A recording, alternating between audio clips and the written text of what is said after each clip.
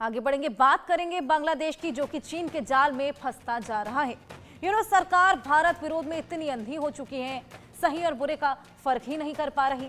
बांग्लादेश पहले पाकिस्तान और अब चीन से दोस्ती बढ़ा रहा है, लेकिन इस बीच भारत ने बांग्लादेश की क्लास लगा दी है। कैसे, ये रिपोर्ट देखिए।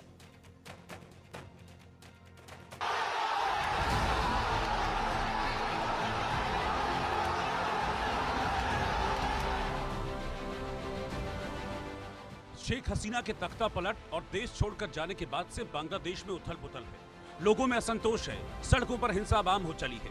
कट्टरपंथी किसी की भी हत्या कर दे रहे हैं, किसी का भी घर जला दे रहे हैं। लेकिन इस देश की अंतरिम सरकार के मुखिया मोहम्मद यूनुस कह रहे हैं, सब चंगा है। कहानी यहीं खत्म नहीं हो रही। देश के अंदर कट्टरपंथी हिंदुओं के विरोध में अंधे हो रहे हैं, तो मोहम्मद यूनुस भारत विरोध में।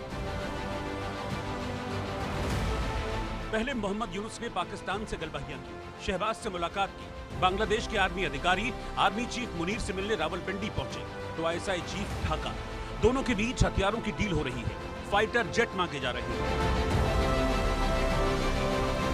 लेकिन यूनुस के लिए शायद इतना काफी नहीं था, इसीलिए अब वो बीजिंग के करीब जा रहे हैं। चीन में बांग्लादेश के राजदूत नजमुल इस्लाम की चीनी विदेश मामलों के उप मंत्री सन वेइडोंग से मुलाकात हुई। इस दौरान दोनों ने मौजूदा सहयोग को और मजबूत करने और सहयोग के नए क्षेत्रों को शामिल करने पर बात की। बांग्लादेश के मीडिया आउटलेट डेली स्टार की रिपोर्ट के मुताबिक दोनों पक्षों ने संप्रभुता और क्षेत्रीय अखंडता के लिए आपसी सम्मान, आपसी गैर आक्रामकता, एक दूसरे के आंतरिक मामलों में हस्तक्षेप न करने की अपनी स्थिति को दोहराया।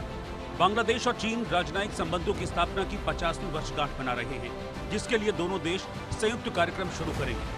इसमें लोगो जारी करना और पिछले 50 साल में दोनों देशों के बीच संबंध को मजबूत करने में योगदान देने वाले व्यक्तियों को मान्यता देना और चिकित्सा पर्यटन को खोलना शामिल है।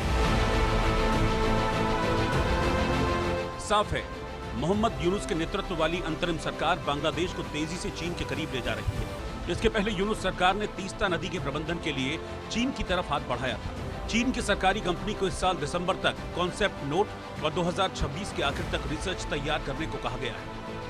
ये वही प्रोजेक्ट है जिसे पूर्व पीएम शेख हसीना की सरकार भारत के साथ आगे बढ़ाना चाहती थी। अब $1 अरब की इस परियोजना को लेकर यूनुस सरकार चीन के साथ आगे बढ़ी है, लेकिन चीन का रिकॉर्ड बताता है कि जिसने भी उससे मदद मांगी उसका चीनी कर्ज जाल में फंसना तय है। ऐसे में सवाल उठ रहा है कि क्या यूनुस चीन के जाल में फंस गए हैं? बांग्लादेश भी चीन के चंगुल में नहीं चला जाए। उनके भी ट्रेड रिलेशंस हैं। चीन में, जैसा मैंने कहा, पैसे की कमी नहीं है। वो बांग्लादेश में डेवलपमेंट के बहाने अपना पैसा लाएंगे और धीरे धीरे उनकी धरती पर, उनके स्ट्रेटेजिक पॉइंट पर कब्जा करने की कोशिश करेंगे। भारत की बांग्लादेश की हर हरकत पर नजर है। भारत ने बांग्लादेश को आड़े हाथों लेना भी शुरू कर दिया है। मस्कट में हिंद महासागर सम्मेलन के दौरान विदेश मंत्री एस जयशंकर ने बांग्लादेश के विदेश मामलों के सलाहकार तौहीद हुसैन से मुलाकात की थी। इस दौरान जयशंकर ने बांग्लादेश से दो टूक कहा था, वो अपनी धरती को आतंकवाद का अड्डा न बनने दें। इस बैठक में सार्क को लेकर भी चर्चा हुई। पाकिस्तान की भूमिका के कारण ये संगठन सालों से निष्क्रिय है। भारत का ध्यान अब बिम्स्टेक जैसे संगठनों को मजबूत करने पर है। बांग्लादेश सार्क को फिर से सक्रिय करना चाहता है, लेकिन भारत का साफ संदेश है कि जब तक आतंकवाद का मुद्दा हल नहीं होता, सार्क का रिवाइवल मुश्किल है। Regarding whether SARC came up for discussion or not, yes, the matter was brought up by the Bangladesh side in external affairs meeting. When EM met with Bangladesh foreign advisor in Muscat, everyone in South Asia is aware of which country and what activities are responsible for stymieing SARC.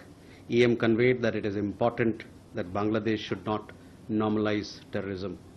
Regarding a second question about the comments being made by certain advisors and what sort of impact it will have on our dealings, yes, we have taken note of such remarks, which are of course not helpful. It is for the concerned individuals to reflect on implications for their particular domain. मतलब साफ है कि बांग्लादेश कितनी ही साजिशें रच ले, हिमाकत कर ले, हिंदुस्तान जिस दिन चाहेगा उसकी गर्दन मरोड़ देगा। और तब ना तो चीन और ना पाकिस्तान उसकी मदद के लिए आगे आएंगे। Bureau report, India news.